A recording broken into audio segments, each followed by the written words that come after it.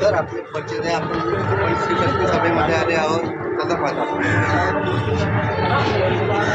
मी इथं आलो आहे ते मी राजसाहेब उद्धव साहेब यांचं मत बी जाणून घेण्यासाठी आलो.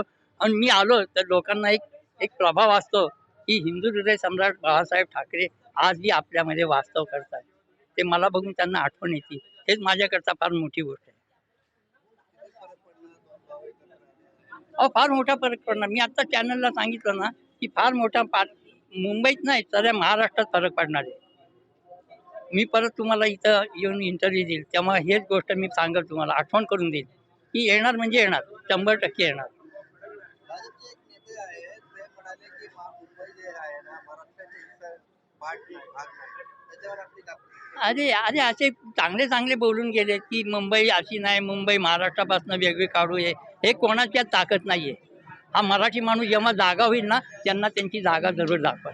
जय महाराष्ट्र. विरोधकांना काय मेसेज देणार आपण? हा विरोधकांना काय मेसेज देणार? विरोधकांना काय मेसेज, त्यांना एकच मेसेज देणार की आता इलेक्शनचा निकाल बघा, बस मग तुम्हाला कळत.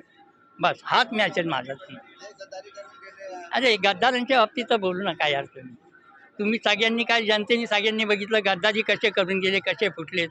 त्याचा काही नाही फरक. लोकांच्या मनात एक बिलकुल यांच्याबद्दल जागा नाही आहे. एक सगळं आता पैशाचा खेळ, सत्ता बित्ता त्याच्यावर सगळं चाललंय, बाकी काही नाही. जय महाराष्ट्र.